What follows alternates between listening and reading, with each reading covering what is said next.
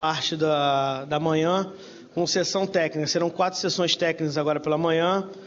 A primeira vai ser sobre o CADTEC, consolidação do cadastro técnico multifacilitário, pô, esse nome é difícil, é para derrubar o pessoal.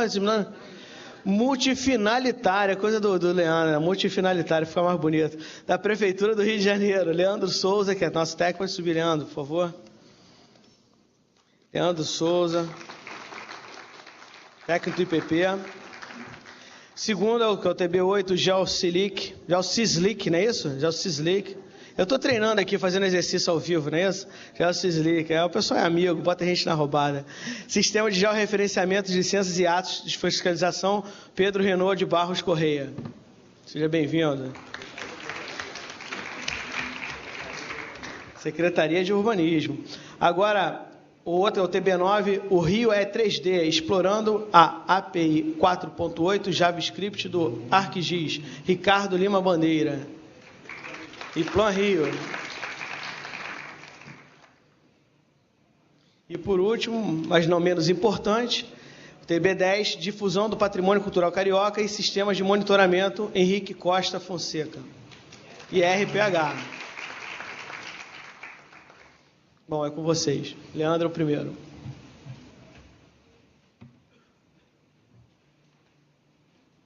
Bom dia a todos.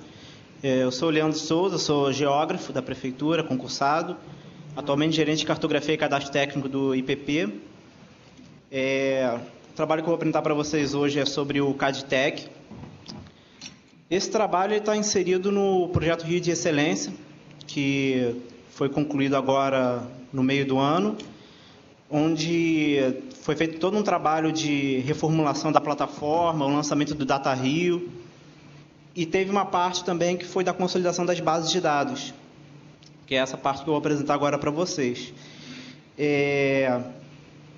Só que, na verdade, esse trabalho ele foi concluído agora, mas ele tem um certo histórico.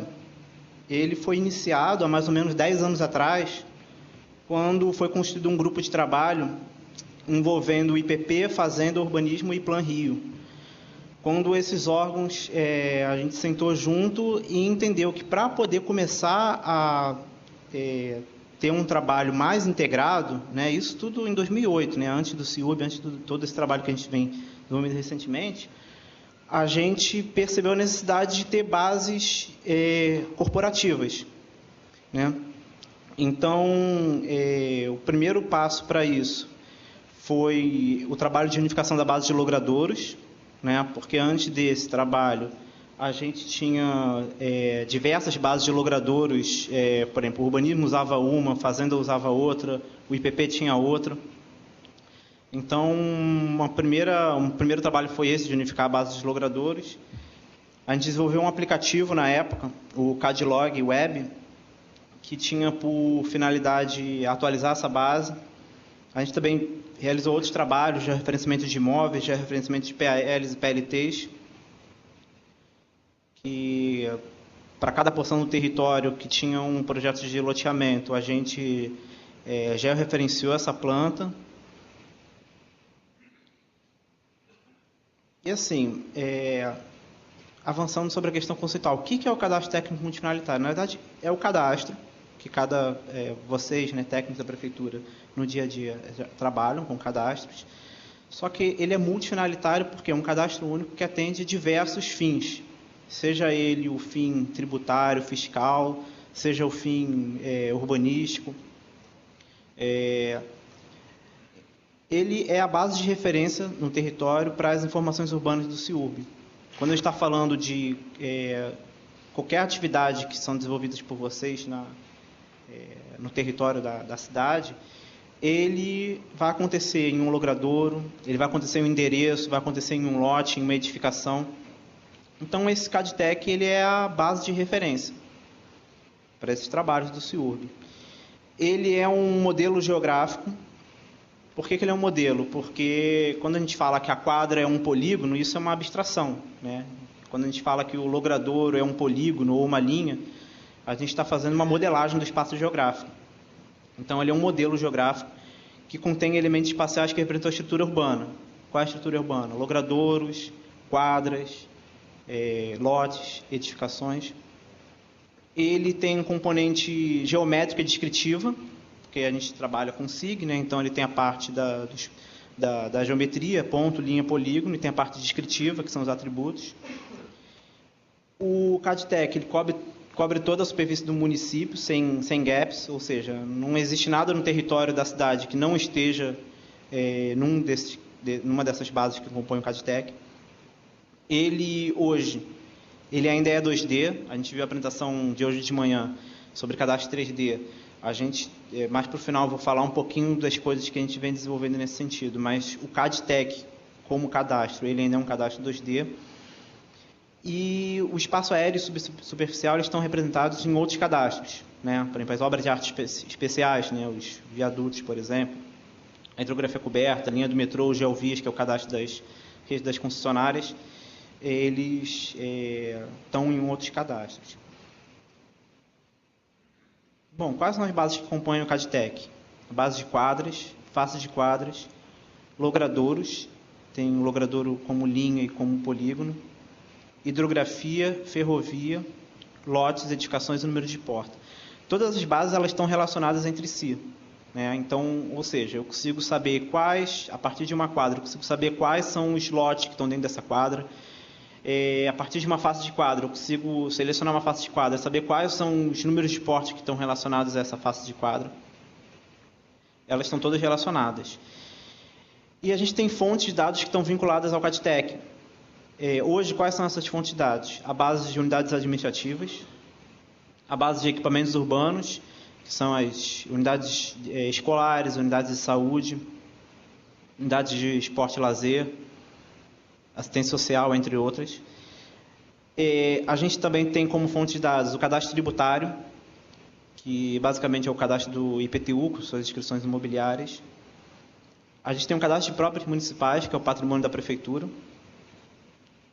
O cadastro de licenciamento e habits, a partir do GeoSysLeak, que vai ser apresentado pelo Pedro daqui a pouquinho. A base de PALs e bens tombados. Então, eu trouxe aqui uma ilustração, um mapa, para ilustrar isso que eu estou falando para vocês. Então, aqui é a área do entorno do Maracanã. Isso é uma imagem, é uma ortofoto de 2015.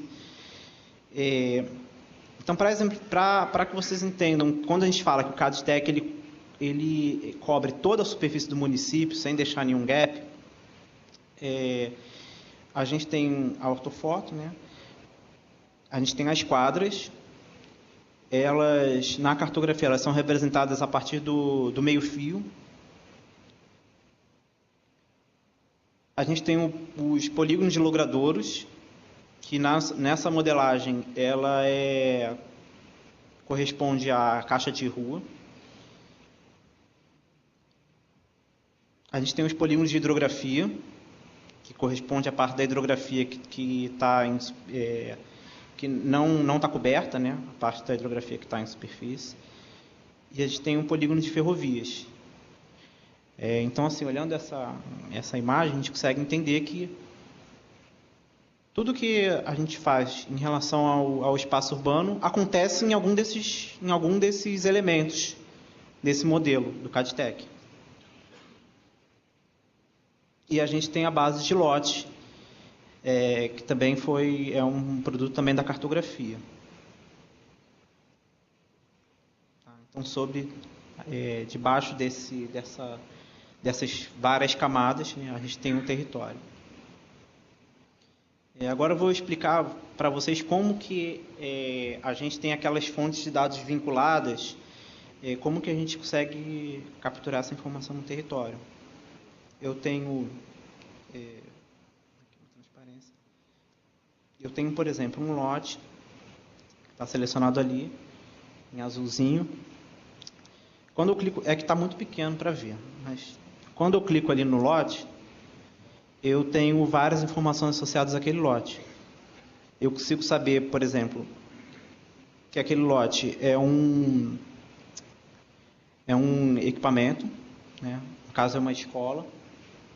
Eu consigo saber que ele é um imóvel, é um bem tombado pela prefeitura. E também eu tenho acesso ao cadastro de próprios municipais, eu consigo saber que aquele lote também é um próprio municipal, ou seja, aquele terreno é da prefeitura. Aqui realmente está muito pequeno, mas aqui eu estou passando pelas diversas informações, ou seja, num único clique eu consigo saber tudo que acontece naquele lote, eu consigo capturar todas as informações, né? Que é uma escola, aí eu tenho um cadastro do SIS, eu tenho o código da unidade administrativa, eu tenho o que funciona ali, né? Qual é o gestor daquele equipamento, no caso a educação. Aqui eu tenho mais algumas informações, né? Então, conforme você vai decifrando o que tem naquele espaço, à medida que, por exemplo, no caso de ser uma escola, eu tenho aqui as informações de quantas salas de aula tem, se tem quadra de esporte, se tem laboratório de informática. Todas as informações estão associadas ao lote. Como que é feita a manutenção do CADTEC?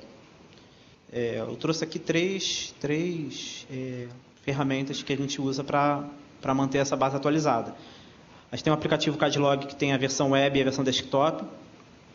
Tem uma ferramenta do CADTEC que importa a informação dos PALs, que são os projetos aprovados de loteamento do urbanismo.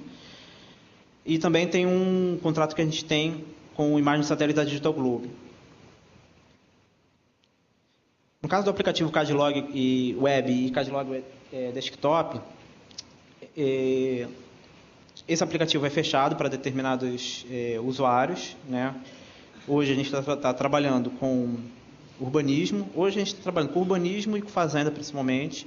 A gente vai expandir esse uso também para incorporar o pessoal de obras e de conservação e a Sete Rio também, onde numa interface web o usuário pode acessar com o login dele, o login que ele tem no CIURB.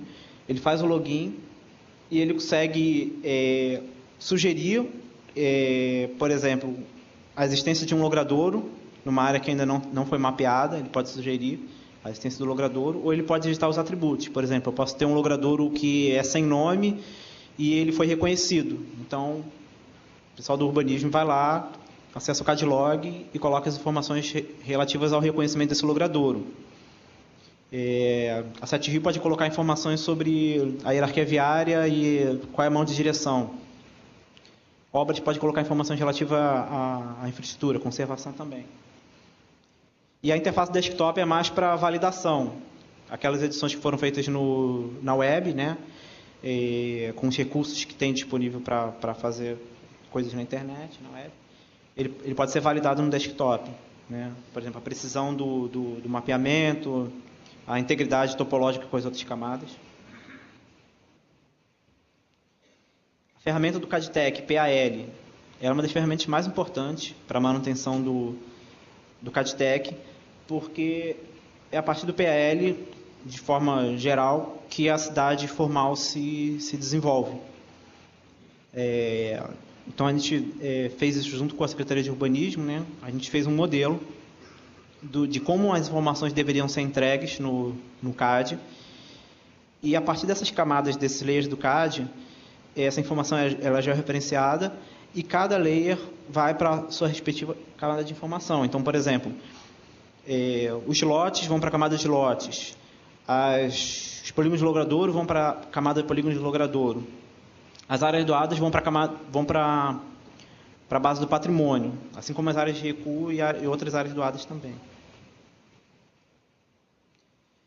Esse trabalho da Digital Globe eu também trouxe porque eu acho que é interessante também, porque a gente tem acesso a um acervo de imagens de satélite e a gente consegue usar isso para fazer acompanhamento de como a cidade está mudando, de onde eu tenho novos lotes, de onde eu tenho novas edificações. Essa, por exemplo, é uma imagem de 2016. Esses quadradinhos vermelhos são as áreas que eu identifiquei como áreas que tiveram mudança na imagem de 2017. Então, aqui eu tenho novas edificações, eu tenho áreas que estavam com cobertura vegetal e que estão sendo loteadas. Aqui de novo, 2016, 2017.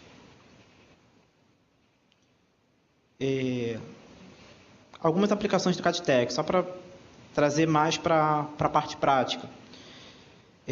O mapa básico é uma aplicação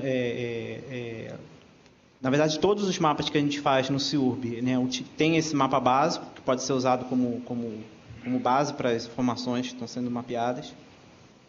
Eles usam informações do CADTEC, né, os logradouros, quadros, endereços e por diante. O geocode, quando a gente está trabalhando com geocodificação de endereços, né, a gente também pode geocodificar a partir de equipamentos ou a partir de favela ou hidrografia. Mas essa base de referência do CADTEC é utilizada também quando você tem uma informação para você ver ela no mapa. A roteirização usa ela, porque ela usa a base de endereços. O SIGTEP, que é o Sistema de Gestão de Terrenos e Equipamentos Públicos, que é utilizado pela RIURB, também utiliza das bases do CADTEC, porque ali a gente tem a informação dos próprios municipais, por exemplo. E a modelagem 3D também, porque a gente tem informações de lotes, tem informações das edificações. Né? Aqui eu estou trazendo só uma ilustração, o SIGTEP, como é que é. Também um aplicativo novo que foi desenvolvido pelo Projeto Rio de Excelência. Ferramenta de roteirização. A gente tem ferramenta tanto para automóvel quanto para pedestre. E aqui é a modelagem 3D.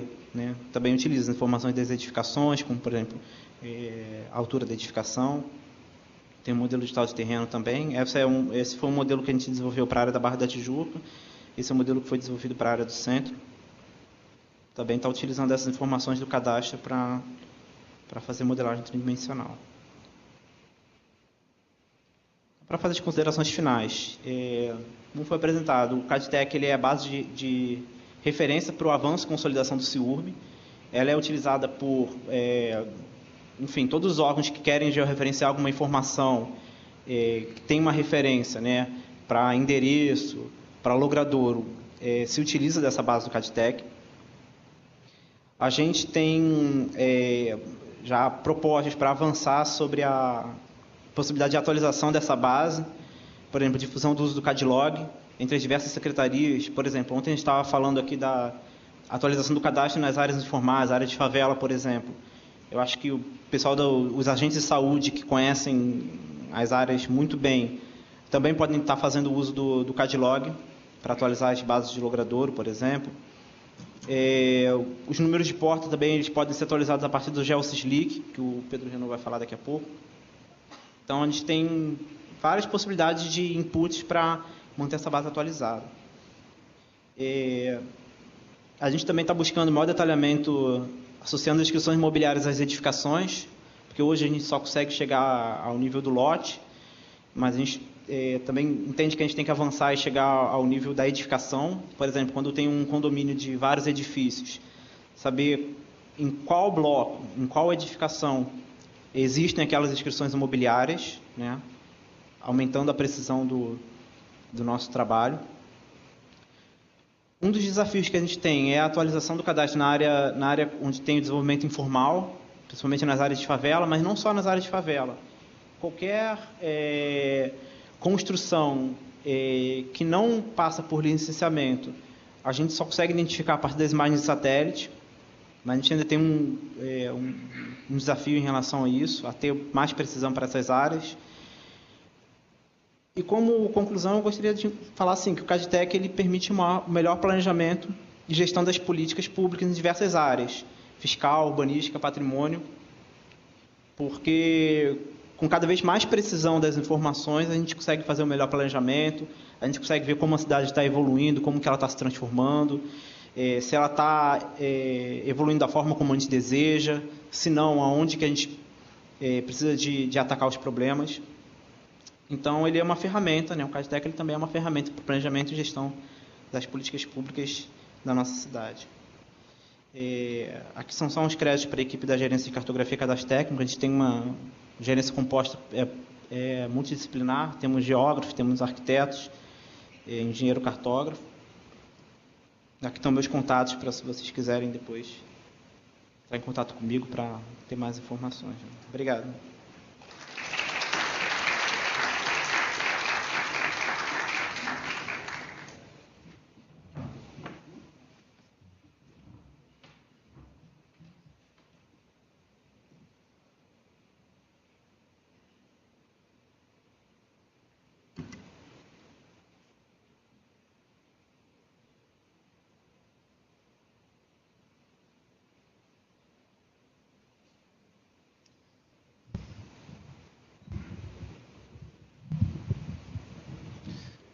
Bom dia a todos, meu nome é Pedro Renaud de Barros Correia, eu sou arquiteto da Secretaria Municipal de Urbanismo.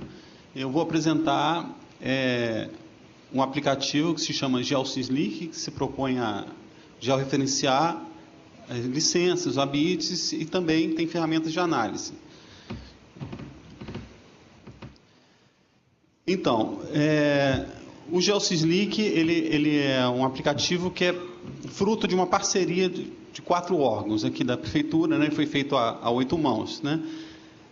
SMU, IPlanRio, IPP e Fazenda. A gestão é da Gerência de Normas e Informações Urbanísticas, da Coordenadoria de Planejamento da Secretaria de Urbanismo. A gerente e gestora do GeoSysLeak é a Eugênia Loureiro, está aqui presente, que é também a representante do CIURB na SMU.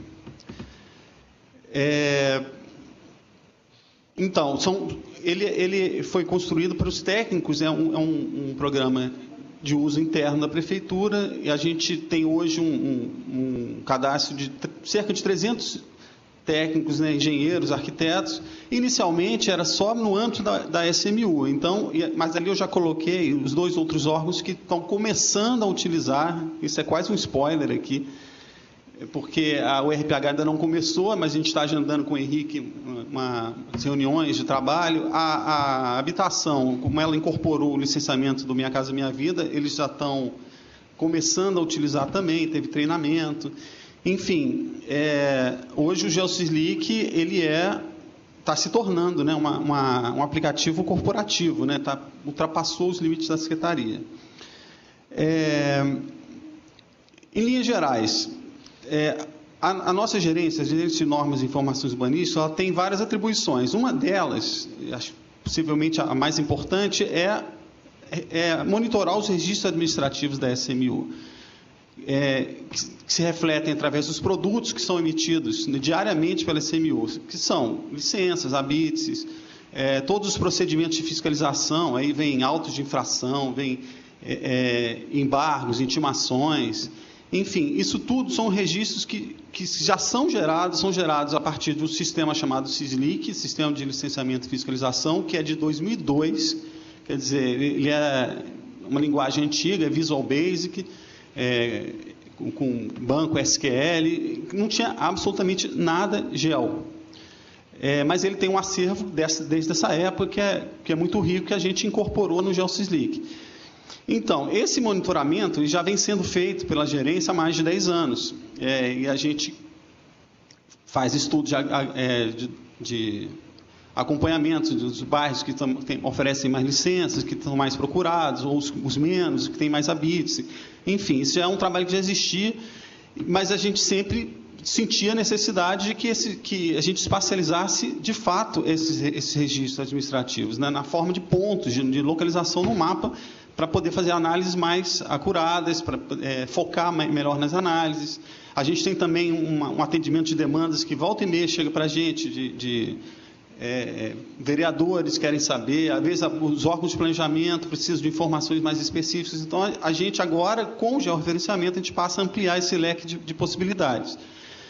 Paralelamente, a gente também acompanha a irregularidade, né? Tem a cidade formal, que é registrada através de licenças e habites, e tem a irregularidade, que são as intimações. A gente tem acompanhado também os ofícios do Ministério Público, a gente está aqui na casa deles. O Ministério Público volta e meia encaminha ofícios para a SMU, isso também é objeto de referenciamento. Enfim, o não formal também. E esses são objetivos. E um terceiro objetivo, o Leandro até mencionou anteriormente, que é incorporar novos elementos à base cadastral, né, da Prefeitura, no caso do CIURB, porque lembrando que a SMU é quem concede a numeração, né, do número de porta. Sai da SMU o número de porta das edificações. Aqui eu ia mostrar, eu vou falar como é que se deu, rapidamente aqui, como é que se deu a lógica da construção do GeoSysLeak. Então, georreferenciar tudo aquilo que tem no SysLeak. O SysLeak, como eu falei, tem lá uma base alfanumérica de endereços. Todos os endereços têm lá o seu CLNP, né, o código logador, o número de porta, e tem o bairro. O que faltava? Espacializar. Então, a lógica é essa, pegar os dados alfanuméricos e cruzar, especialmente os produtos, né, como eu falei, as licenças, os habits, e cruzar com as bases geográficas. A rigor, a única edição que a gente propõe aqui é obter as coordenadas geográficas, né? Aqui eu tinha umas telas do GeoSilic com o produto do georreferenciamento. A gente não sabia, não tinha certeza se ia ter internet, mas eu acho que vai ficar mais bacana se a gente puder acessar ela aqui realmente.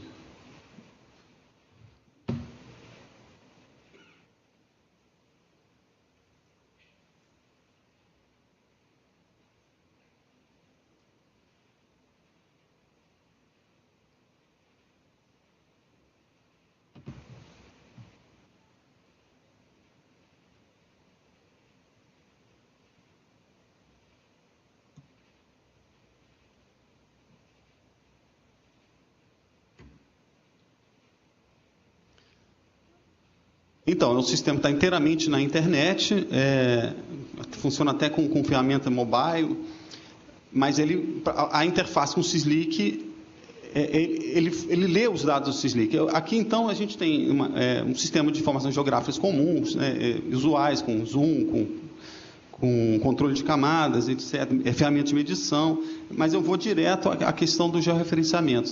Os dois exemplos que eu ia mostrar nos slides, eu vou mostrar aqui ao vivo, acho que fica mais interessante. Então, dado um número de processo, ele vai buscar no Syslic, no banco do Syslic. Então, aqui ele traz as informações do processo, o endereço, traz a localização do ponto. E aqui eu passo a navegar no mapa, eu posso ver como é que é com ortofoto, eu tenho a série histórica das ortofotos. Quer dizer, isso tudo, na verdade, ele serve não só para estudar a área, né, para ter o conhecimento da área, como ele serve também para quem está georreferenciando se localizar. Ele tem várias outras possibilidades aqui também. A ideia era juntar tudo que tem disponível. Então, por exemplo, ele vai abrir uma outra aba, o Google, exatamente nessa posição.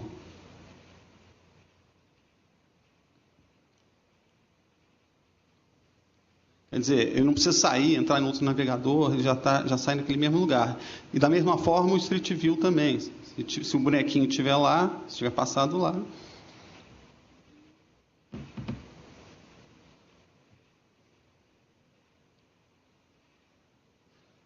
Tá?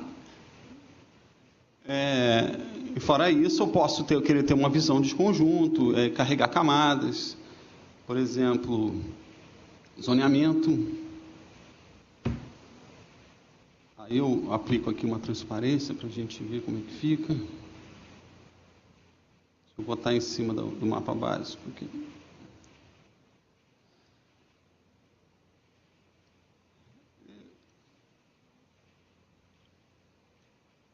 Enfim, eu posso agregar aqui várias camadas geográficas. Todas aquelas camadas geográficas que estão publicadas lá no CIURB, elas podem ser colocadas aqui. Então, tem áreas de especial interesse social, eu não sei se vai ter alguma aqui nessa área. Enfim.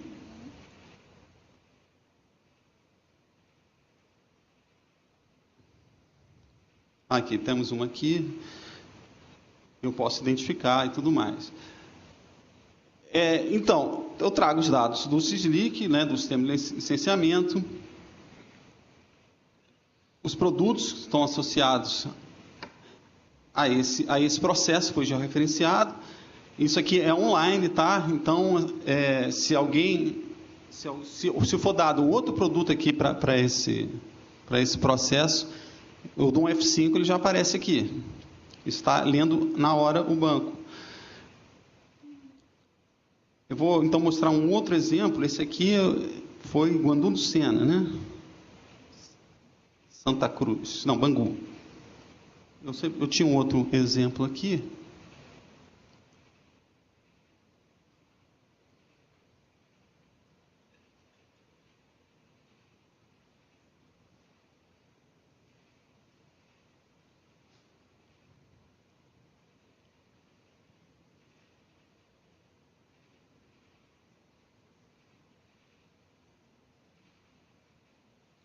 Esse aqui está demorando um pouquinho mais para carregar.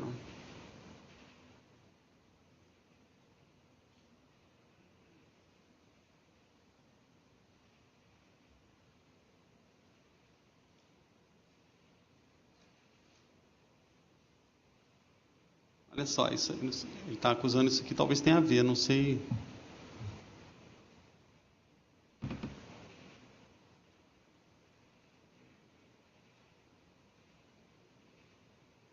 Esse aqui não...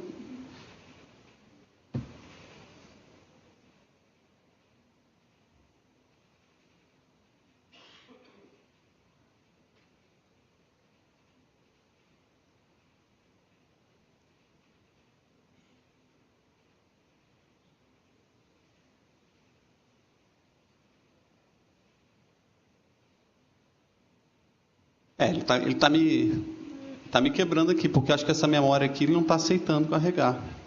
Né? Oi? Vamos voltar para a apresentação.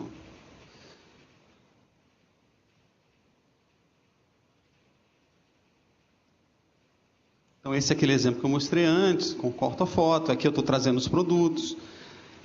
Aqui é um exemplo de carregamento de camada geográfica, aqui no caso de zoneamento. Aqui o outro exemplo que eu ia mostrar.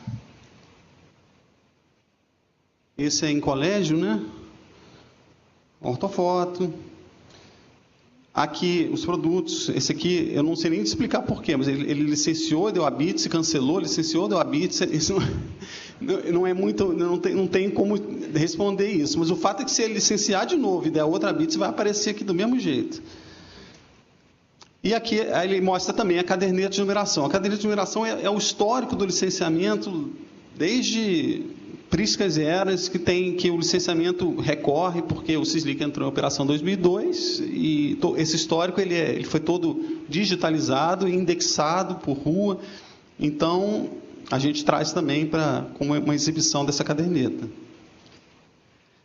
Aqui, a camada processo...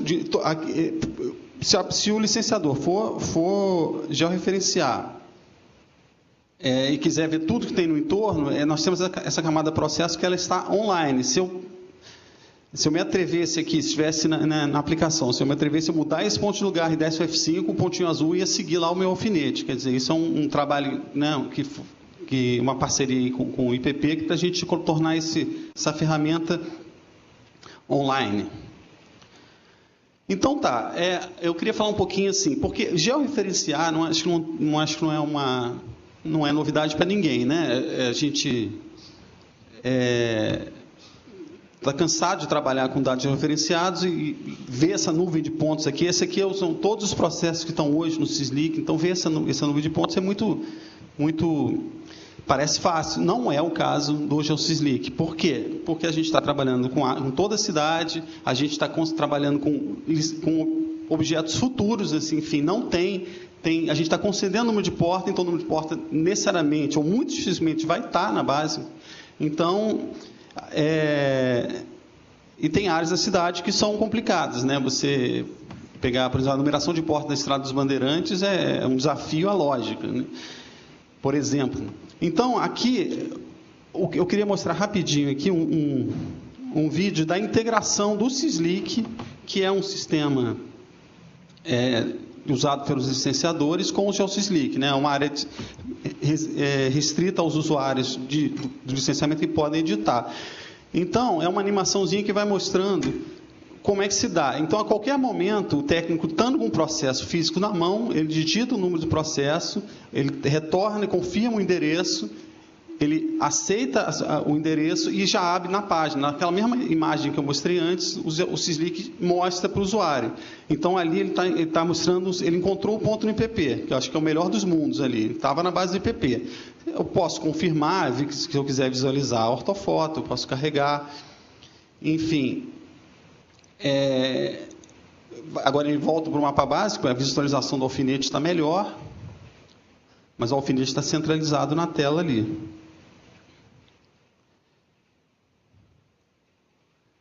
E isso precisou eu acho que assim, a grande dificuldade foi que a gente interfere, ali eu vou salvar a localização do ponto. Eu poderia mudar e refinar a localização que foi sugerida. O que acontece? Quando a gente foi concebendo o GeoSysLink lá atrás, né, ainda no âmbito do CADTEC, que o Leandro falou, a gente foi meio que mapeando o fluxo até identificar qual o melhor momento do georreferenciamento, né?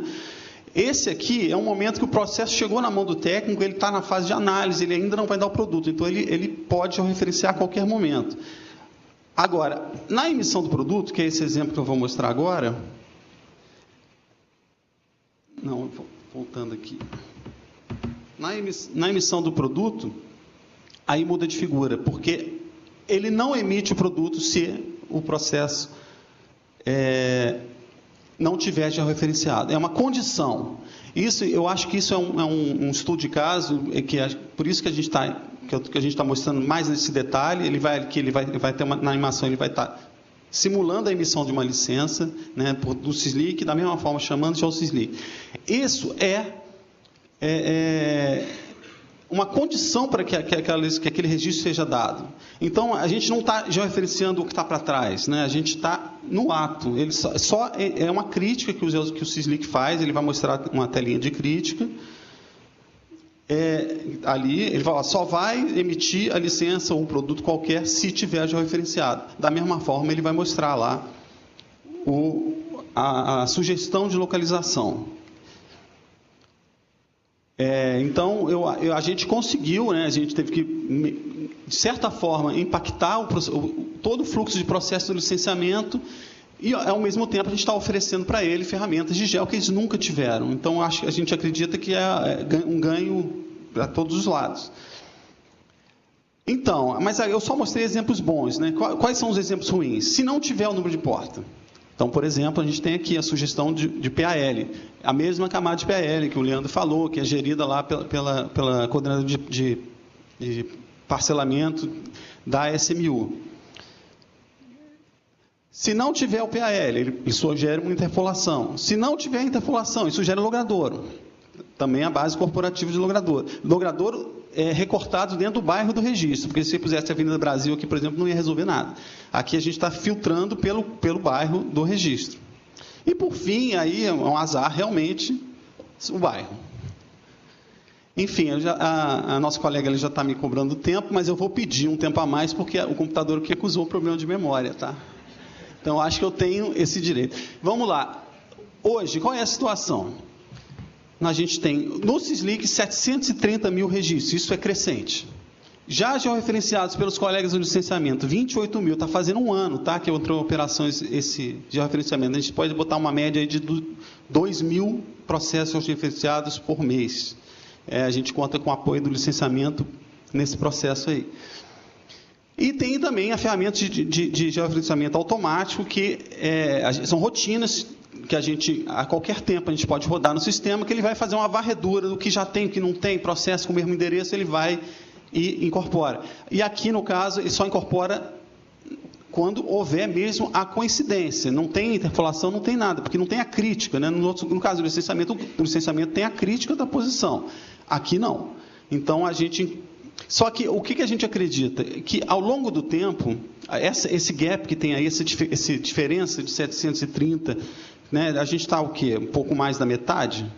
A gente vai diminuir isso, certamente. Por quê? Processos que não existiam voltam. A gente tem casos de processos da década de 20 que chegam, que retornam à SMU.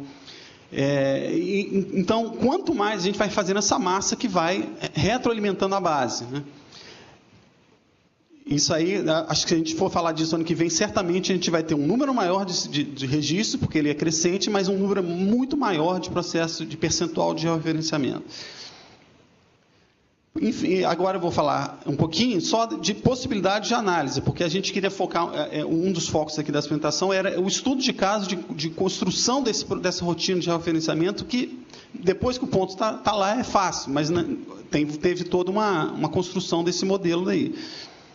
Então, aqui a gente começa a ter possibilidade de agregar análise, a gente trabalha com Data Warehouse e Business Intelligence. Basicamente, Data Warehouse para quem não conhece, são extrações da base, são fotografias. Qual o objetivo de a gente trabalhar com fotografia? E aqui deixa de ser online. Qual o objetivo da fotografia? Várias. Primeiro, performance, a gente está trabalhando com massa de dados. Segundo, a gente não pode setar o banco lá do SysLeak, senão para o licenciamento. A gente tem que trabalhar em momentos separados. Então, a gente consegue... E outro ponto, que é uma questão quase metodológica, é que se eu faço um relatório das licenças de hoje, daqui a 5 minutos é diferente. Então, eu não posso... eu vou ter informação incompleta. E aqui o modelo que foi desenvolvido através de scripts de banco e tal, de extrações diárias, quer dizer, de noite ele roda e gera essa massa de produtos. E nesse momento, aqueles processos todos passam a agregar as licenças, passam a agregar os habits, ele incorpora aquelas informações como atributos. Aqui, rapidamente, aqui é o conjunto de licenças de 2008 para cá, né, nessa escala isso não ilustra muito, mas mostra em diferentes níveis de escala. Aqui são construtores de filtros, que, né, eu posso pegar todos os atributos, né, aqui no caso os atributos de licença, eu quero aqui as licenças de demolição no recreio a partir da data tal. Ele me dá essa lista, isso pode ser inclusive exportado para Shape, para Excel, e está lá no mapa esses pontos de demolição no recreio desde 2008. E assim eu posso dar um zoom e trabalhar em qualquer escala, né? E aí eu estou voltando para aquele primeiro slide lá.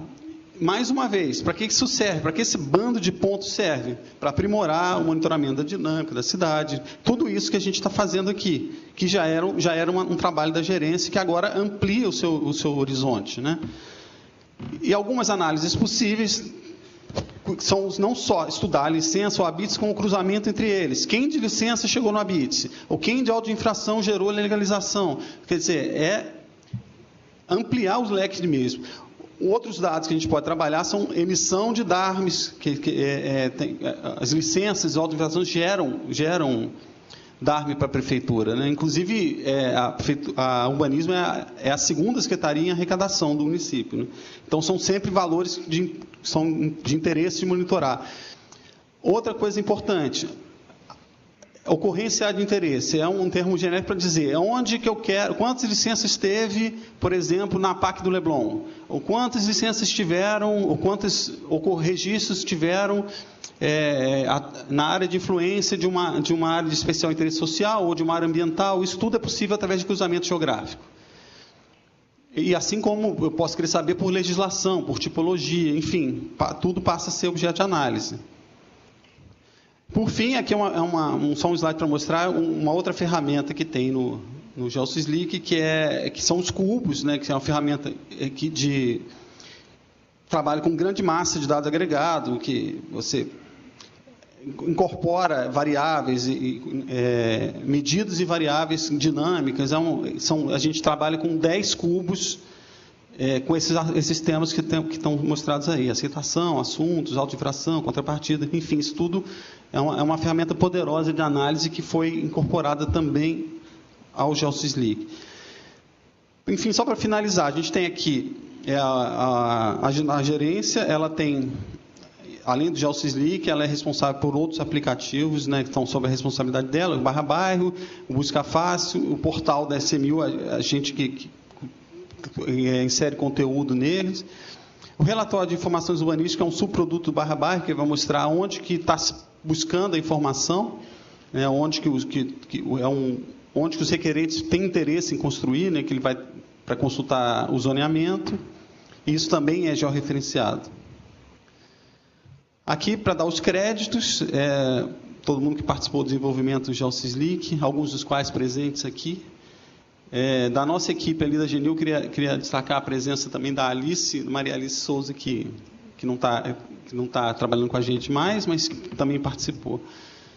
E o pessoal da Iplan Rio, PP, SMF, da empresa que fez a licitação também, que ganhou a licitação, né? Aqui os contatos.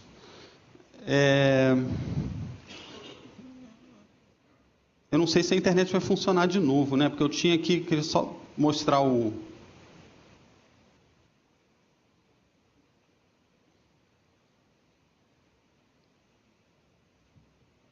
a nossa página, no portal da CMU, tem algumas das análises que são feitas, estão todas ali. Tá? A gente convida vocês a visitar, para quem não conhece.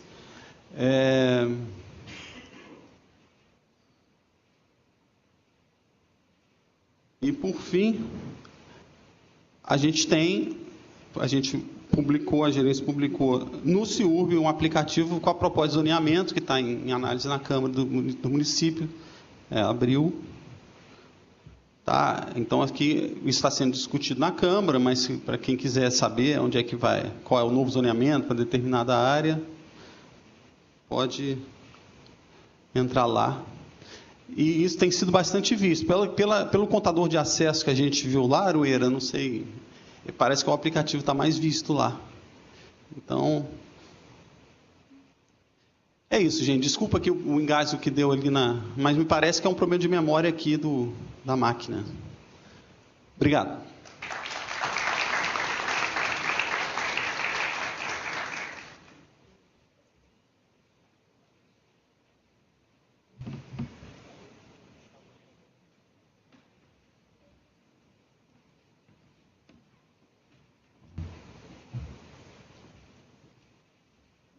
Bom dia a todos.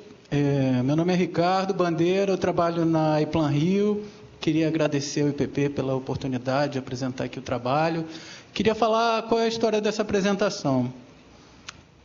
No ano passado, eu estava procurando uma imagem para colocar numa apresentação, uma imagem que causasse bastante impacto, né?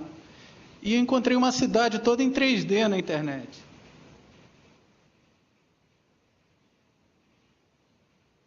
Encontrei uma cidade igual a essa que vocês viram, de Boston. Eu falei, mas é isso que eu quero para a prefeitura. Eu quero que a gente possa passear sobre a cidade, que a gente possa visualizar os prédios, identificar os prédios. E depois de um ano, isso é realidade, né?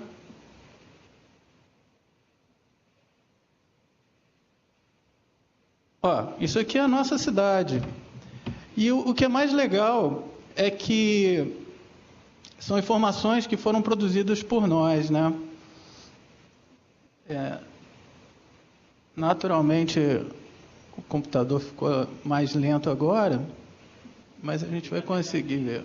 Tem que carregar, né?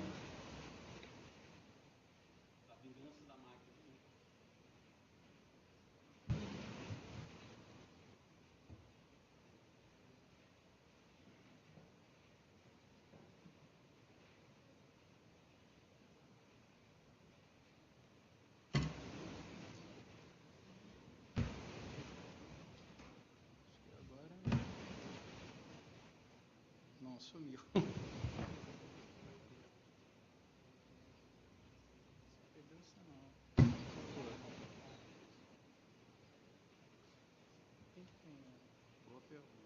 Murilo, pede o cara aqui da... Murilo. Help.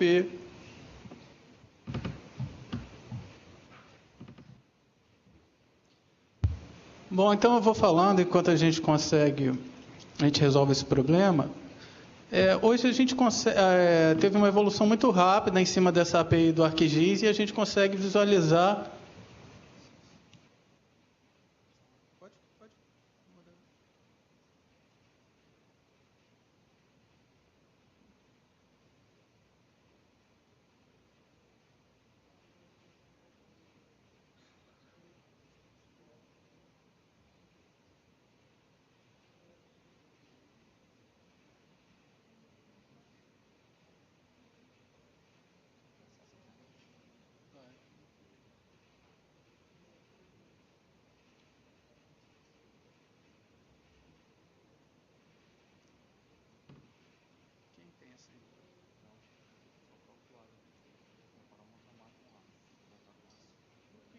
Consegue voltar aquela sessão? Outra máquina que estava sendo usada aqui. A apresentação que estava acontecendo agora? Não, estava acontecendo aqui. Então, mas aí você vai usar sem internet? Não, vou usar com. Estava com acesso. Só volta, eu uso sem internet.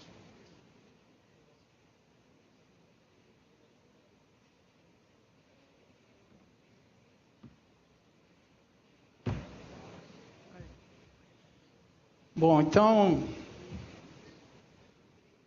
houve uma evolução muito grande em cima da API do ArcGIS e a gente já consegue visualizar a informação 3D, inclusive no celular. Não sei se vocês estão reconhecendo, aqui é a Praia de Botafogo, peguei essa camada do IPP e a gente pode filtrar pela altura das edificações, pode fazer qualquer tipo de filtragem. Se vocês repararem, aqui existe uma graduação com as cores mais escuras, com as edificações mais baixas e uma cor mais clara para as edificações mais altas. Um dos recursos que foi mostrado, essa questão das sombras, né? A gente pode mudar o horário do dia e ver um sombreamento diferente. Um recurso que eu queria mostrar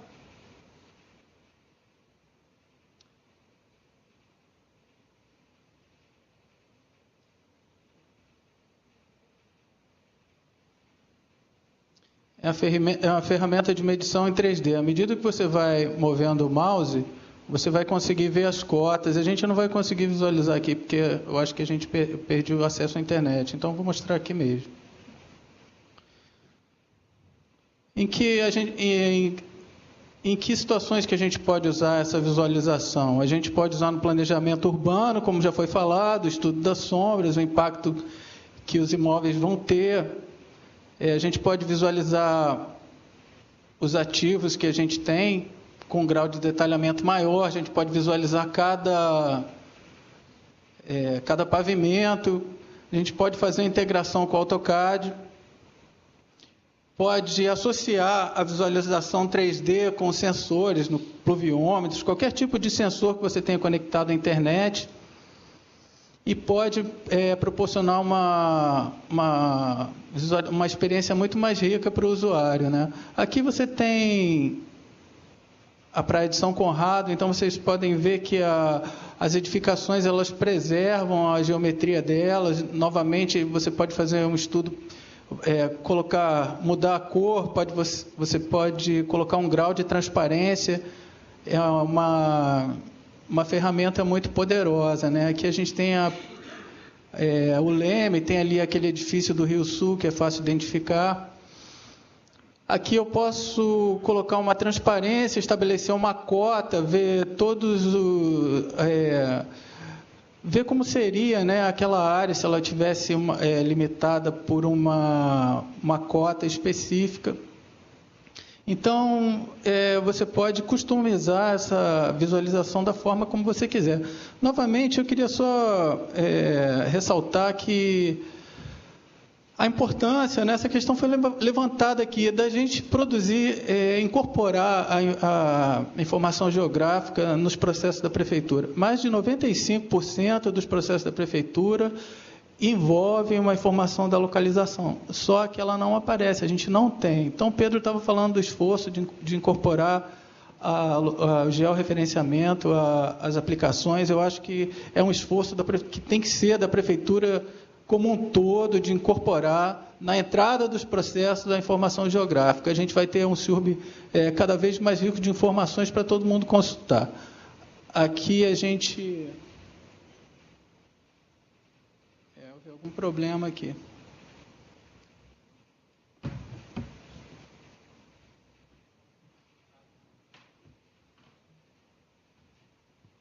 Alô? Então... Está ouvindo?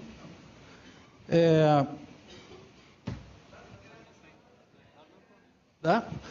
Então é isso. Eu tenho trabalhei muito tempo na Rio Águas, é um esforço muito grande da gente incorporar os arquivos das concessionárias de uma forma automática, né? Agora a gente vai quero participar, ajudá-los a passar o cadastro de drenagem, sempre com esse desafio de você fazer um fluxo de processo que seja ágil, que ele seja sem reinventar a roda, né? Que você consiga jogar essas informações de uma forma rápida, seja na apresentação das concessionárias, seja no processo de qualquer licenciamento. A gente tem que se esforçar ao máximo para conseguir transformar esse fluxo para melhorar a qualidade do serviço que a gente presta ao cidadão, para o gestor ter informações melhores. Eu ouvi uma frase que, para mim, é perfeita.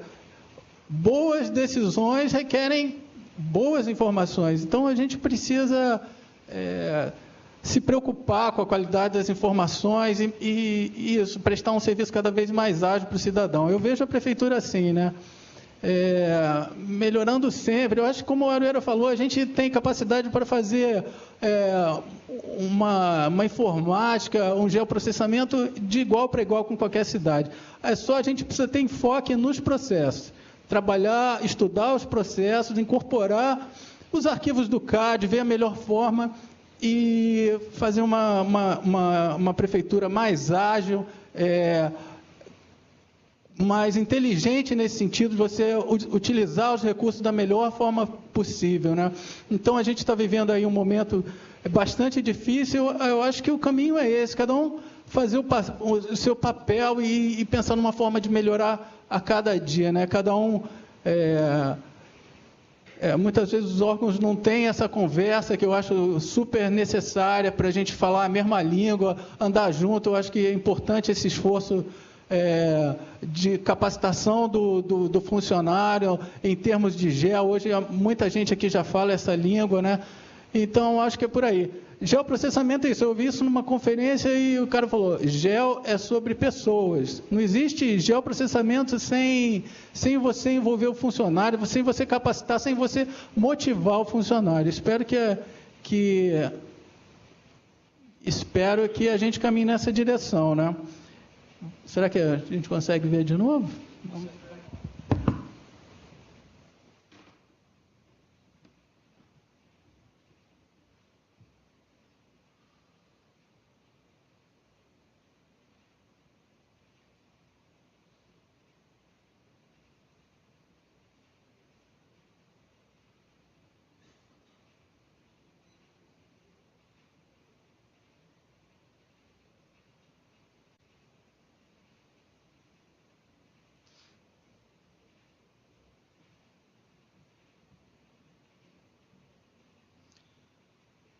Eu falei de algumas possibilidades que a gente tem, falei da questão da visualização, da estudo de sombras, que é uma dos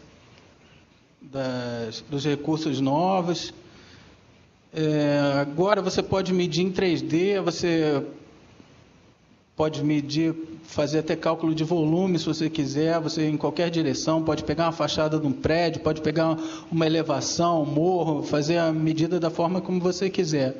Aqui a gente tem a hidrografia e tem uma parte ali de uma rede de tubulação da SEG, então você pode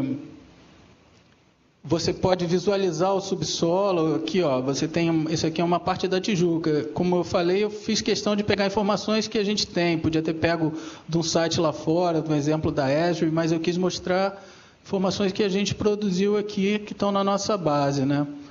Aqui você, por exemplo, estudo de cenários, você precisa montar um evento, você precisa alocar equipamento, pessoas.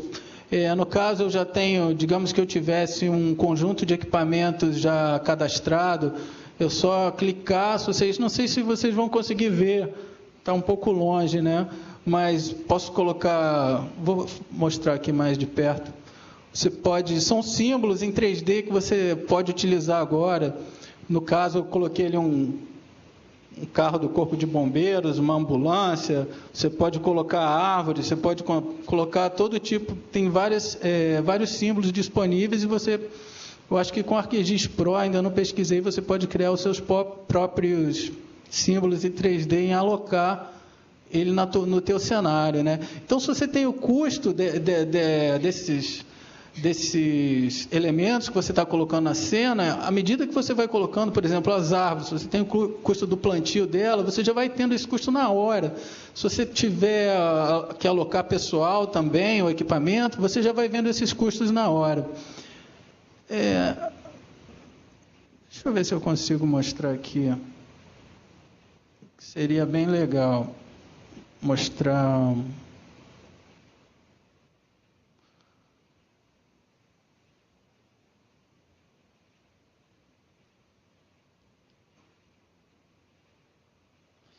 Se eu conseguisse mostrar...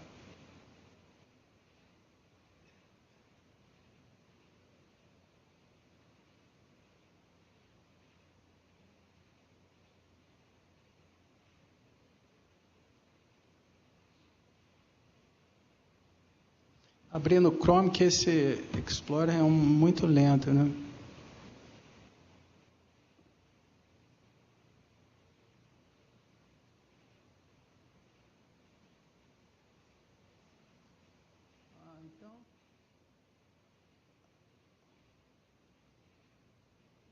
Eu não vou conseguir mostrar a camada de edificações, ou vou...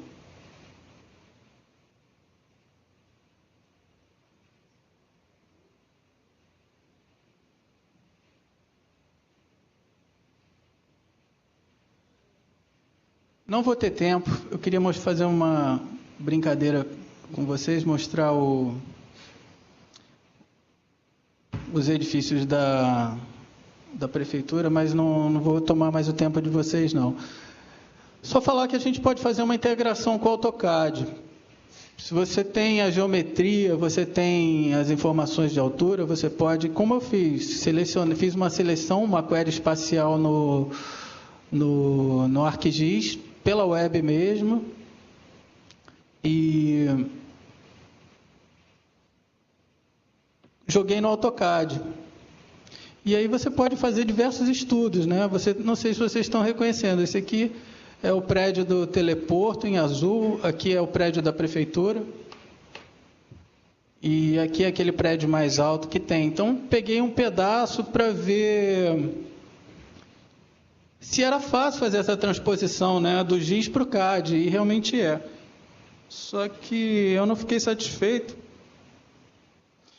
E a gente que trabalha com informática, a gente acaba tendo a necessidade de ver as coisas materializar. Então eu imprimi.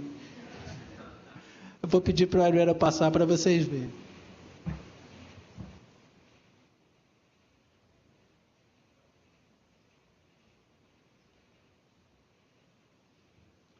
Então é isso aí, da internet para o CAD, para as nossas mãos, a gente pode fazer o que a gente sonhar. Esse foi o meu recado, espero que tenha contribuído de alguma forma aí para vocês pensarem como é que a gente pode usar essa tecnologia. E é isso. Obrigado.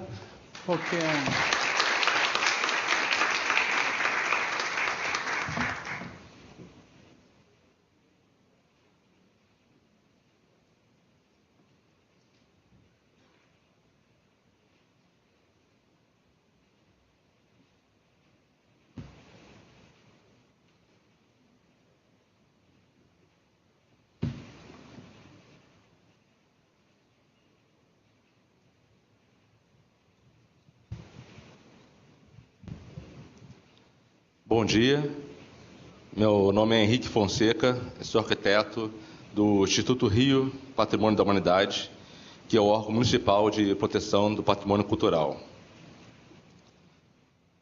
Eu vou falar aqui hoje de uma aplicação que nós construímos a partir das nossas camadas, que nós estamos já há algum tempo construindo também sobre o patrimônio cultural, e falar de dois sistemas de monitoramento do patrimônio cultural carioca.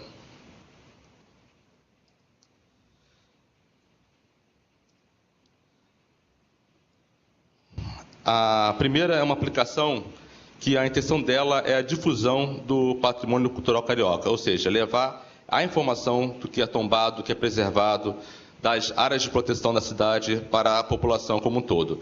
Então, o público-alvo, na verdade, é tanto um profissional, tanto um servidor público da prefeitura, quanto uma população leiga de uma forma geral.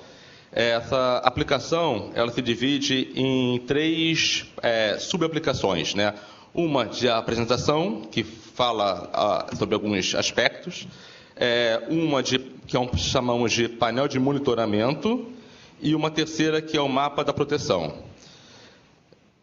Essas 3 subaplicações dessa principal, elas carregam 4 principais camadas, né?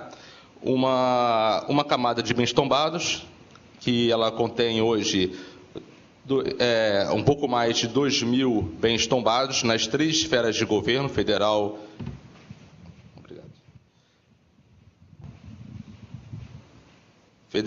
estadual e municipal. Uma camada com os bens preservados nas áreas de proteção cultural, que tem um pouco mais de 10.000 bens preservados. Uma camada de áreas e sub-áreas de proteção cultural, com 86 feições, e os 9 setores do sítio Rio Patrimônio Mundial, que foi o sítio declarado pela Unesco como Patrimônio Cultural Mundial na categoria Paisagem Cultural. E, posteriormente, eu vou falar dos 2 sistemas de monitoramento, um já concluído, que foi um levantamento que nós realizamos na Ilha de Paquetá, e um segundo que está em andamento, que é o levantamento das visadas do sítio Rio Patrimônio Mundial. Então, vamos começar aqui apresentando essa aplicação. Essa é a tela inicial dela. Essa aplicação, ela ainda não está pública, ela ainda não está disponível. A nossa intenção é que esse mês, ou no máximo em outubro, ela já esteja disponível no DataRio, no site DataRio, para que todos tenham acesso a ela e todas as informações que vão estar disponíveis, né? Bom, como vocês podem ver, essa é a cara inicial dela. Ela tem 3 abinhas lá em cima. Essa é a primeira de apresentação, que é basicamente texto, mas eu vou passar rapidamente pelos pontos que ela aborda. Ela tem a parte que nós chamamos de quinsomos, né, que fala do órgão, né, o IRPH, que já teve vários nomes, foi DGPC no passado, começou como DGPC, foi CEDREPAC, foi SubPC e hoje é IRPH, mas é o mesmo órgão, que é o órgão municipal de proteção do patrimônio cultural carioca. Temos uma parte que fala o histórico da proteção, conta a história de todos os órgãos que agem, né, sobre a proteção do patrimônio cultural na cidade do Rio de Janeiro, desde o IFAM, em 1938, até a atualidade, passando pelo INEPAC também. Então, é um histórico mesmo. Temos uma outra parte que fala sobre a construção dessas informações em GIS, porque até o início do CIURB, até o decreto que criou o CIURB, o patrimônio cultural da cidade não tinha nenhuma informação já referenciada. Absolutamente nada era já referenciado. Então, encontrar uma informação, às vezes, é muito difícil. Até dizíamos que nenhum imóvel é tombado até que se prove o contrário, porque, às vezes, perguntava se o imóvel era tombado, tínhamos que buscar em decretos, em papéis, em gavetas, se existia, e quando não encontrávamos nada informando que ele era tombado, nós não tínhamos certeza que ele não era. Quando era tombado, tinha lá o decreto de tombamento, ok, ele é tombado. Se não tem um decreto de tombamento, nós não sabemos, porque pode estar atrás de uma gaveta, caiu atrás de uma mesa, e aí que a gente ia descobrir que ele era tombado ou não, enfim. Então, o GIS, né, o CIURB, ajudou muita gente a construir um banco de dados que fosse bem confiável para nós pudéssemos trabalhar, cuidar e gerenciar o patrimônio da cidade. Então, essa Sabinha conta um pouco dessa história. E, por final, ainda tem uma partezinha que está em construção também, que nós chamamos de conteúdo adicional, que nós vamos adicionar aí material de pesquisa, né? Pode ser arquivos de PDF ou vídeo, que é o caso. Esse aí é um vídeo que foi nosso trabalho, é um documentário curta, que fala da declaração do frescobol com o patrimônio cultural carioca. Foi realizado em campo, uma pesquisa, entrevistas, enfim, está disponível lá para acessar, e quem quiser assistir pode assistir. Essa parte de apresentação. Temos agora, vou entrar agora realmente nos mapas, né? Segunda aba, é o painel de monitoramento, que ele tem essa carinha aí. Assim que você abre o painel de monitoramento, tem uma pop-up, né, uma janelinha azul aí que abre, e ela tem informações que, tanto nessa abinha do painel de monitoramento, quanto no mapa da proteção, que vamos ver depois, ela contém informações importantes, que, como eu falei, não tínhamos nada, saímos do zero, desde o INCIUB até hoje, com algumas dezenas de milhares de feições, e ainda estamos trabalhando na conferência, aumentando a confiabilidade dessa informação. Então, é fato que ainda reconhecemos que ainda existem alguns erros, alguns equívocos, podem ter alguma ausência de informação. Então, como é um banco de dados ainda em construção, ele não tem valor legal, e então essa janelinha vem, você tem que concordar com ela, dar ok para poder pesquisar. Bom, abrindo, essa aí é o nosso painel de monitoramento. Ele tem um mapa e alguns gráficos. Cada gráfico revela informação sobre algum dado, né, sobre alguma camada. Nós temos aí um gráfico que faz a contagem de bens preservados na cidade, 10.488. Um gráfico que faz a contagem de bens tombados. Essa barrinha verde, esse gráfico de barras horizontais verdes, são os números de bens preservados por área de proteção, ou seja, quantos bens preservados tem em cada PAC da cidade. Tem um de tombamentos por bairros, ou seja, quantos bens tombados tem em cada bairro. Um gráfico de rosca ali embaixo, que é tombamentos por esfera, quantos bens tombados tem na esfera estadual, na federal e na municipal, e alguns bens tombados estão afetos por mais de uma esfera. E temos um tombamentos por tipo, que fala de templo religioso, instituição educacional e por aí vai. E um que eu acho bem interessante, que é a linha do tempo, que é um gráfico que mostra o volume de tombamentos por ano, desde 1938 até a atualidade, quantos bens tombados foram na cidade e por quem. Esse mapa e esses gráficos são bastante interativos. Os gráficos revelam somente aquilo que está sendo visualizado no mapa, ou seja, se eu dou zoom numa região, num bairro ou numa região da cidade, os gráficos recalculam as informações, revelam só aquilo que está visível na janela do mapa. Nesse caso aí, eu dei um zoom aí no bairro do Grajaú, que tem uma PAC, a PAC do Grajaú, e aí todos os gráficos são recalculados para informar só aquilo que está visível na janela. E passando o mouse sobre os gráficos, eles vão dando mais informações.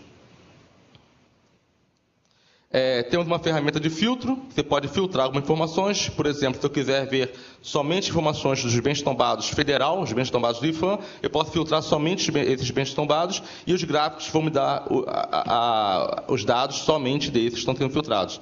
Posso fazer um filtro por bairro, fazer um filtro por eras, ou seja, eu quero saber só os bens tombados nesse caso aí, entre 84 e 2014, ele vai pegar os bens tombados que foram tomados nesta época também, e os gráficos vão revelar as informações apenas desses. Você pode ampliar os gráficos para ver eles melhores, né? Tem um botãozinho de configurações que permite você ver a legenda, etc. Passando o mouse, ele revela outras informações também, percentagens. Esse é um gráfico de rosca das esferas de tombamento. Esse é o gráfico de tombamentos por bairro. Está aí mostrando que no Meier tem 12 bens tombados. Hã? Quê? Entendi. O bairro com mais agora de cor. Provavelmente é centro. Se eu não me engano, é centro e Botafogo segundo. Aí eu peguei o Meier aí com 12. Essa aí é o gráfico de da linha do tempo, que mostra desde 38 até a atualidade o volume de bens tombados. Se o Pedro perguntar qual é o ano que teve mais, eu não sei. Eu acho que 86. Você passa o mouse aí, ele vai revelar quantos bens tombados teve em cada ano. E você pode filtrar também. Se eu tiver ligado o filtro de bens tombados federais, estaduais, eu posso ver só os bens tombados de um órgão, ou de um bairro, ou de uma região, enfim, ou de uma época também, né? O gráfico vai obedecer ao que eu estou filtrando e vendo na minha janela principal lá na aplicação. E ainda fizemos uma ajuda, né, para as pessoas leigas que não têm familiaridade com o GIS. Nós criamos um manual, que é um guia em PDF, você faz download dele e pode ler, ele vai detalhadamente explicando cada uma das ferramentas disponíveis na aplicação. Bom, essa foi a segunda parte, né, o painel de monitoramento. Vamos agora para a última, que é o mapa da proteção, que é a nossa aplicação, vamos dizer, a subaplicação mais completa, mais vasta. Também está a janelinha lá com esse aviso. Além desse aviso de não ter valor legal nas informações aí, porque ainda está em construção, tem também um contato, porque a melhor forma de nós corrigirmos e aumentarmos a confiabilidade desse banco de dados é com que as pessoas visitem, utilizem, encontrem os problemas e nos avisem. Então, tem um e-mail específico somente para informações relativas ao banco de dados. Você pode acionar, clicar, enviar um e-mail, nós vamos receber essa informação e vamos corrigir os erros que forem sendo encontrados. Aí você dá o checkbox também, abre a aplicação. Eu vou falar de algumas ferramentas dessa outra aplicação, dessa outra aba. A primeira que eu quero falar é a ferramenta adicionar dados. Se você tem acesso ao CIURB, ou acesso ou uma camada, um shape no seu trabalho, você pode fazer o upload desse banco de dados e adicionar o nosso mapa, comparando as informações nossas disponíveis com as suas, seja lá de qualquer ordem que seja. Então, é interessante você poder adicionar outras camadas com outras informações de outros órgãos ou mesmo algumas particulares, privadas suas, se for o caso de uma pessoa que trabalha numa empresa. Claro, não podia faltar a ferramenta de filtros. Aí tem muito mais filtros disponíveis do que no painel de monitoramento. E você pode combinar vários fios ao mesmo tempo, aumentando, fazendo uma filtragem bem específica, né, dependendo do que você quer visualizar. São filtros que agem sobre todas as camadas disponíveis. Temos uma ferramenta de consulta, e aí a ferramenta de consulta eu vou dividir em duas, né? Uma que eu chamo de consulta específica, que ela faz uma consulta sobre os atributos das camadas, os atributos das feições, né? No caso aí, eu tenho uma consulta específica sobre os bens tombados. Ela tem 3 critérios de busca. Por exemplo, eu posso informar em quais bairros eu estou procurando o bem tombado, ou os tombamentos daquele bairro. Pode ser um ou mais bairros, você decide. E aí, escolhendo o bairro ou os bairros, no segundo critério, ele pergunta qual logradouro, e aí esse segundo critério já vai filtrar os logradouros que estão naqueles bairros já pré-definidos anteriormente. E terceiro, qual o nome do bem tombado. Então, se eu escolher um logradouro, ele vai mostrar apenas os bens tombados daquele logradouro, o que facilita, agiliza muito você encontrar um bem tombado na cidade. E a outra ferramenta de consulta é a consulta espacial. Você pode adicionar um ponto, uma linha, um polígono, desenhar um polígono, ou mesmo dar uma área de buffer desse desenho, desse ponto. No caso aí, eu botei um ponto em cima do engenhão e criei um buffer de 2 km. E ele cria esse raio de 2 km em volta do engenhão e aí busca os bens tombados nesta área. Outra forma de usar a consulta espacial é você usar uma camada, por exemplo, a camada de APAC. Você pode selecionar uma feição, um polígono, e ele vai buscar os bens tombados dentro dessa área de proteção.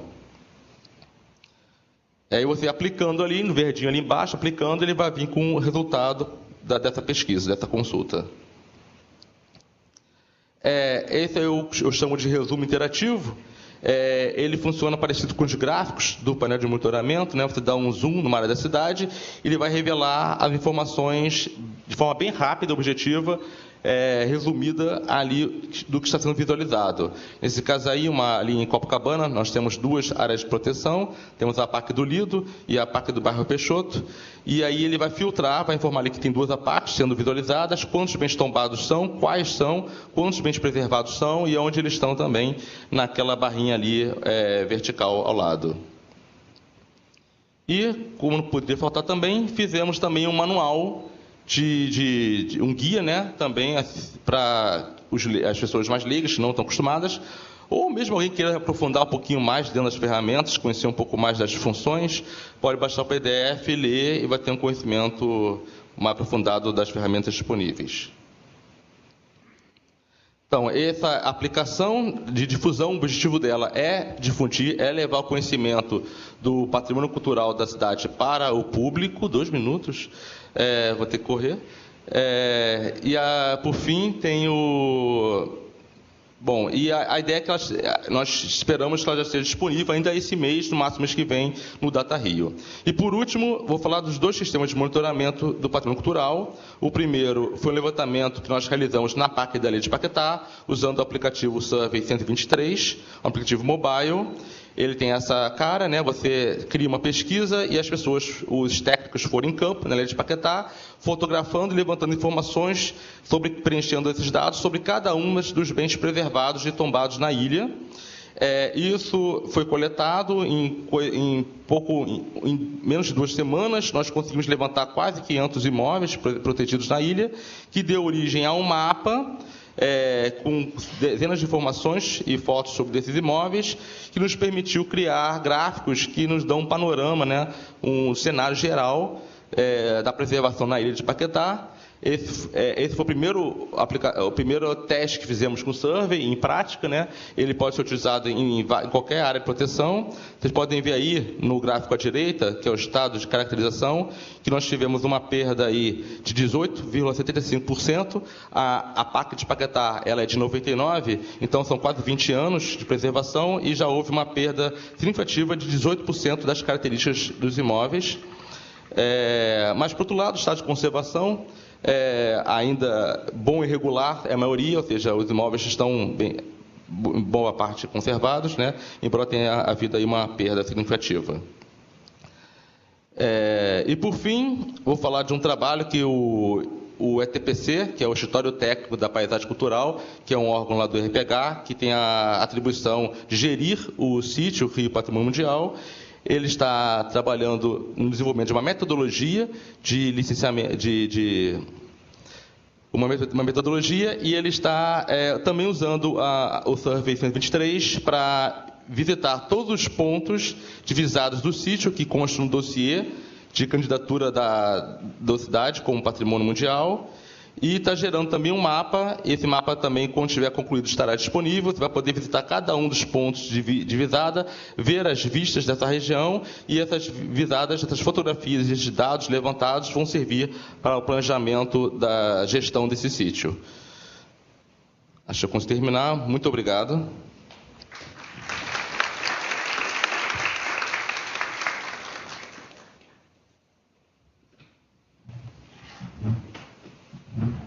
Bem, pessoal, antes de abrirmos para as perguntas, só queria fazer um comentário, né?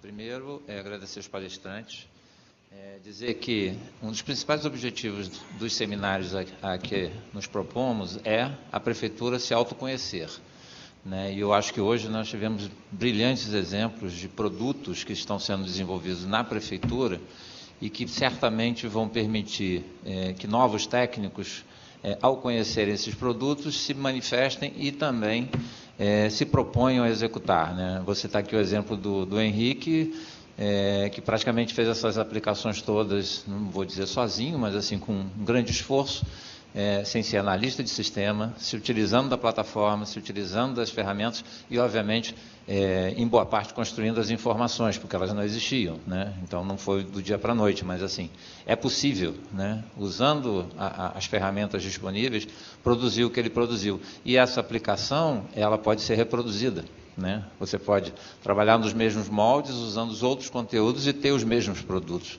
Então, assim, eu fico muito satisfeito de estar participando desse processo ao longo desses anos, porque efetivamente a gente tem conseguido produtos, né, de qualidade, né? E eu acho que isso é super importante para a Prefeitura.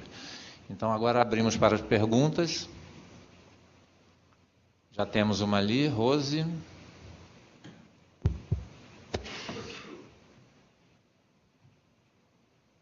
Alô, primeiro parabenizar a mesa, achei 4 excelentes apresentações, teria várias questões, indagações para os 4, mas dada a jantar da hora, né, todo mundo está querendo almoçar, eu vou me restringir a uma questão para o Leandro, sobre uma aplicação, né, que a gente, já até conversei com o Adriano Arueira lá no IPP, do cadastro finalitário seria calcular o potencial de adensamento residencial. Eu queria que você me dissesse se é possível ou não, o que a gente ainda precisaria aprimorar.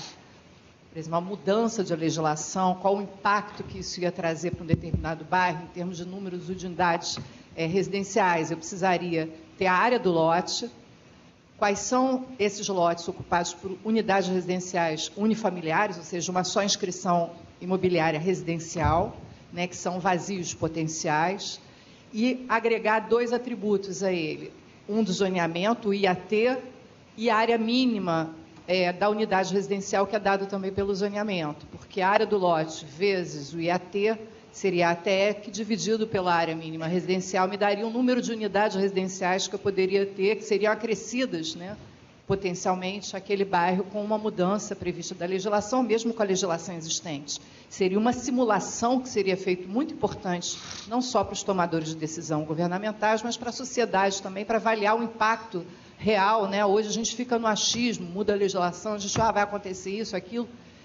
Bom, eu precisaria saber também o que não contém imóvel preservado. Você falou dos tombados, mas é fundamental o cadastro do IRPH, do que é preservado e tutelado, e o que é próprio municipal, ou seja, aquilo que não contém imóvel preservado, não contém imóvel residencial, é edificação unifamiliar, fazer essa agregação de atributos me daria esse número, né, que poderia ser por lote, por bairro, enfim, poderia fazer isso para a cidade inteira e seria muito útil. É possível a área do lote? Porque a questão é essa, porque o cadastro do IPTU, o Adriano diz que nem sempre tem a área do lote. E os PALs, a gente sabe que são, às vezes, falhos e tem uma série de lacunas em várias áreas da cidade. O que você acha que é possível? Bom, o CADTEC está todo referenciado ao lote. Esse lote, que é o lote que aparece, que eu mostrei para vocês, é o lote da cartografia. É o lote real. Eu acho que o que você está falando, você está fazendo referência ao lote, que às vezes é o lote jurídico, o lote que estava no projeto. Então, assim, hoje o que a gente tem as informações do cadastro da Fazenda, o cadastro do IPTU, associado ao lote cartográfico, que é o que tem a representação no mapa. Então, ali a gente consegue saber quantas unidades eu tenho, quantas são residenciais, quantas são não residenciais, quantas são territoriais por lote. Em relação aos parâmetros urbanísticos, isso tudo a gente tem condições porque está tudo georreferenciado. Então, por exemplo, eu consigo saber que naquele lote é unifamiliar, mas a legislação permite multifamiliar.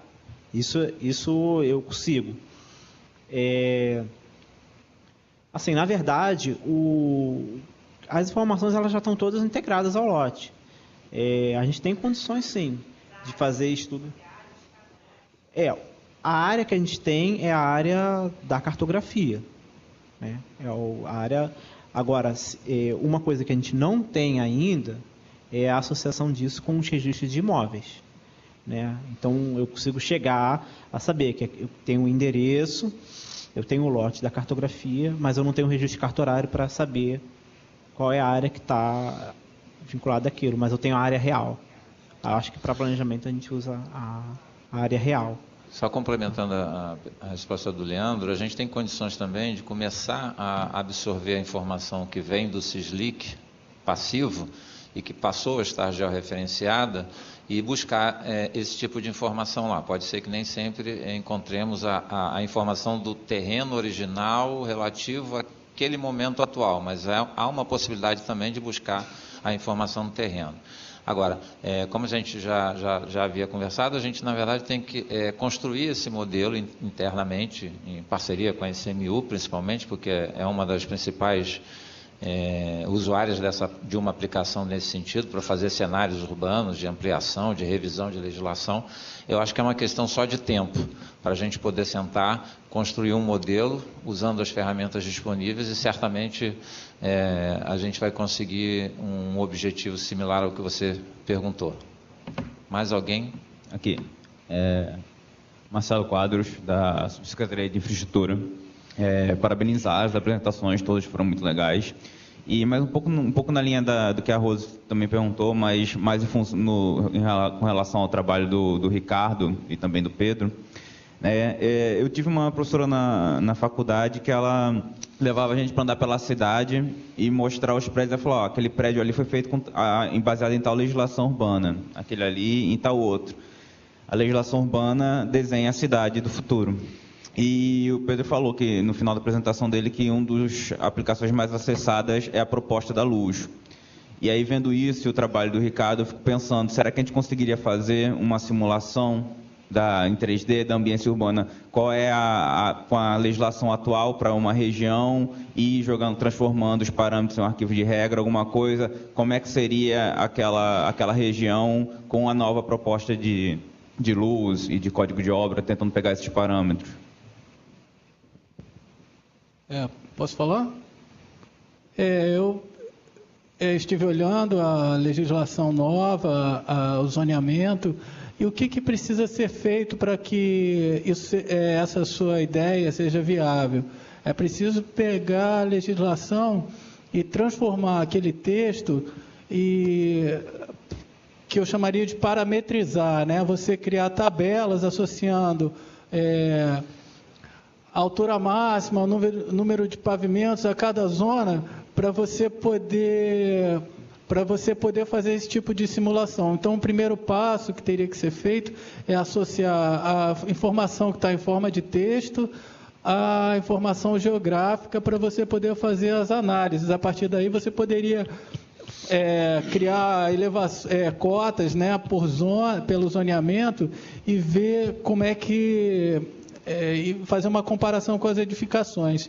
Então, para ser objetivo, seria isso, pegar a legislação hoje e tentar transformar o que é texto em informação geográfica. Eu queria só complementar, assim, o Ricardo está falando da questão da apropriação de atributos, né, para poder gerar esse tipo de simulação. Então, assim, a gente tem as feições são as zonas. Se a gente tiver os parâmetros condizentes com aquelas zonas, uniformes daquela zona, é muito fácil de fazer, é uma questão só de apropriar o atributo. Então, mas, de todo jeito, é preciso lembrar que são vários os parâmetros, né, que afetam, né? Você tem taxa de ocupação, taxa de permeabilidade, quer dizer, isso tudo tem que ser incorporado. A questão da simulação é uma coisa que eu diria que a gente está ainda começando, né, na prefeitura, né?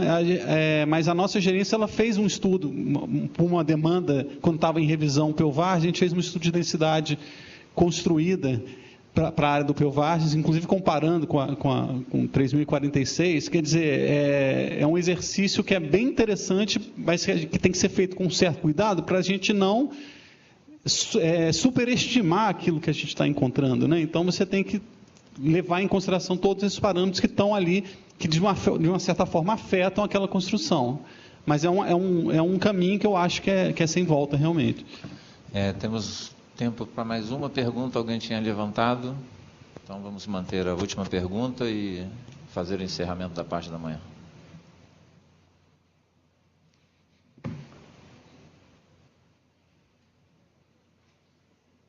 Eu queria perguntar se há algum movimento para incluir no banco de dados do CISLIG, para o Pedro a pergunta, os dados do licenciamento ambiental.